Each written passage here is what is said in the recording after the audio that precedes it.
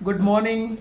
Today, 21st July 2025, Monday. Wisdom of Word of God morning ડિવોશનમાં આપ સર્વનો આવકાર કરવામાં આવે છે અને પ્રેમી સલામ પાઠવવામાં આવે છે. આજે સવારે આપણે નીતિવચનોનું પુસ્તક એનો 13મો અધ્યાય અને એની 22મી કલમ પર ટૂંકું મનન કરવા માગીએ છીએ. નીતિવચન 13મો અધ્યાય એની 22મી કલમ પ્રોબ્સ ચેપ્ટર 13 વર્સ 22. અને પ્રભુનું વચન આ પ્રમાણે આપણને કહે છે, સારો માણસ પોતાના છોકરાને માટે વારસો મૂકી જાય છે અને પાપીનું ધન નેકીવારને સારું ભરી મૂકવામાં આવે છે.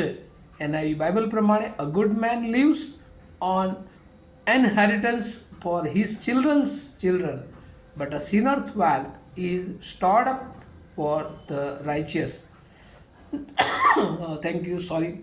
અને પ્રભુ જે આજે સવારે આપણને અદ્ભુત વચનો આપે છે અને એ પ્રમાણે જો આને એક થીમમાં, એક મુદ્રાલેખમાં કેવું હોય તો રેસ્ટિટ્યુશન્સ બાય ડિવાઇન ઇન્ટરવેન્શન, એટલે કે દેવી હસ્તક્ષેપ દ્વારા વળતર. અને અત્યારે આપણે ખાસ જે જ્ઞાની અને જે દુષ્ટ માણસ છે અથવા મૂર્ખ માણસ છે એ બંને વચ્ચેના જીવનો એ તપાસી રહ્યા છે અને એમાં કઈ બાબતો સારી છે અને કઈ બાબતો એ મુશ્કેલી ભરી લાગે છે. અને એમાં અહીંયા આજે સવારે જે વાત મૂકવામાં આવી છે કે જે ઈશ્વરને ઓળખે છે, જે ઈશ્વરની ઈચ્છા પ્રમાણેનું જીવન જીવે છે, જે હંમેશા પ્રભુના કાર્યને માટે તત્પર હોય છે, જેનામાં ઈશ્વરની બીક છે, ઈશ્વરનું ભય છે, એવો માણસ, એ સારો માણસ, એ પોતાના જીવનને માટે તો આશીર્વાદો એ લાવે જ છે, પણ સાથે સાથે એ આ પૃથ્વી પરનું જે જીવન છે એ પૂરું કરે છે. ત્યાર પછી પણ એના છોકરાને માટે એ વારસો મૂકી જાય છે. અને એટલે દેવે જૂના કરારમાં જોયું, ઇબ્રાહિમને પ્રભુએ એના વિશ્વાસમાં ચાલવાનો જે આશીર્વાદ આપ્યો કે હું તારી પેઢીઓની પેઢીઓને આશીર્વાદિત કરીશ.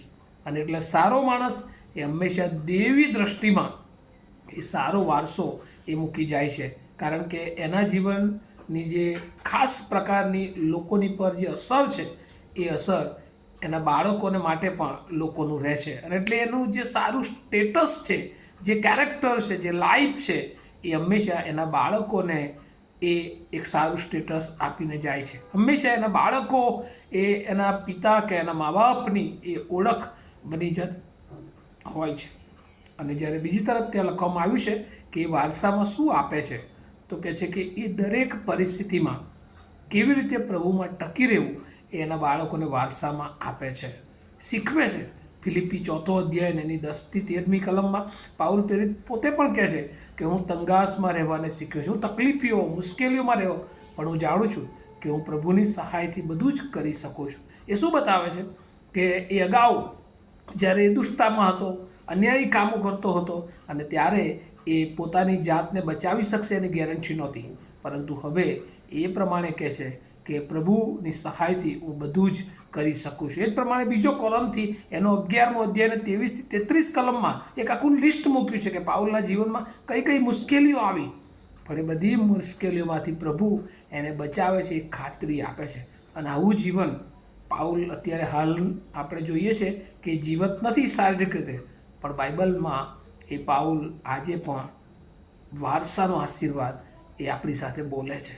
એના જીવનમાં કરેલા એ કાર્યો, એ વારસો પ્રભુએ આપણને આપ્યો છે અને એ વારસામાં આપણે પ્રભુને માટે હંમેશા એ આનંદિત રહી શકીએ છીએ. અને એટલે સારી છાપ, સારું માણસપણું અને એમાં ખાસ કરીને દેવીય એ સારો માણસ એ હંમેશા એ પોતાના આખા પેઢીઓને એ બચાવનાર બને છે અને એનું માન એ એની આખી પેઢીને આપે છે. જ્યારે બીજી તરફ આપણે જોઈએ છે કે જે પાપ દ્વારા મેળવેલું ધન છે ને, એ પણ ઘણી બધી વાર જેના માટે મેળવ્યું છે એ પોતાના બાળકોને પણ એ ઉપયોગી બનતો નથી. આપણે ઘણી બધી વાર જોઈએ છે જે ગુનાહિત કાર્યો કરનારા જે માણસો હોય છે, જે ક્રાઇમ, અને લોકો પકડાઈ જાય છે ને, ત્યારે એમની બધી જ જે મિલકત પૃથ્વી પર એમણે ભેગી કરી અન્યાયથી, એ બધું જપ્ત કરી લેવામાં આવે છે. એમના બાળકોને પણ એ જે મેળવ્યું છે એ પણ કામ આવતું નથી અને હંમેશા એના બાળકોને માટે એ ખોટી છાપ ઊભી કરે છે કે ભાઈ આ આમનો દીકરો છે, અને એટલે બધા એને સારી દૃષ્ટિથી એ જોતા પણ નથી.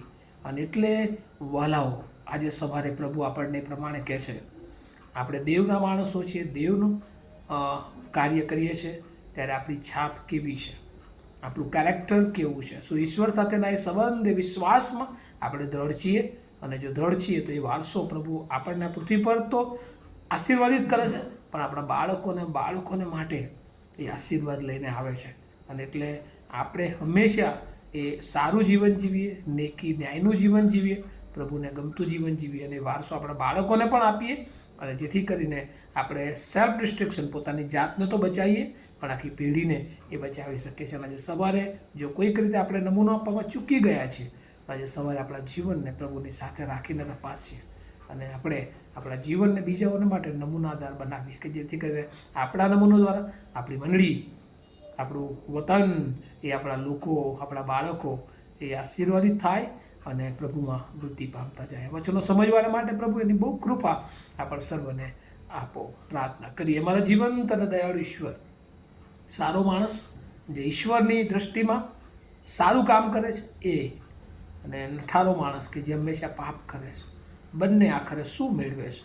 તો કહે છે કે સારો માણસ એ પેઢીઓની પેઢીઓને એ આશીર્વાદમાં આગળ દોરવણી આપતો હોય છે, જ્યારે પાપી માણસ એ જે કંઈ કમાયો છે એમાંથી પોતાના બાળકોને પણ ઘણી બધી વાર એ આપી શકતો નથી, પણ એ નાશ તરફ એના બાળકોને, એ પોતે નાશ પામે છે અને એના બાળકોને પણ નાશ તરફ લઈ જવાને માટે એ તૈયારી કરીને આપે છે. અને ત્યારે આજે સવારે પ્રભુ અમે અમારા બાળકોને માટે સારો નમૂનો, ગોડલી એક્ઝામ્પલ અમે બનીએ, અને મારા જીવન દ્વારા કેવળ અમે તમને મહિમા આપીએ, અને મારા આખો વારસો એ તમારી પાછળ ચાલે, અને પ્રભુ તમારું આવવું નજીક છે ત્યારે અમને બધાને તમને મળવાને માટે તૈયાર રાખે એવી પ્રાર્થના ઈસુ પ્રભુના નામમાં સાંભળો, તેનો સ્વીકાર કરો.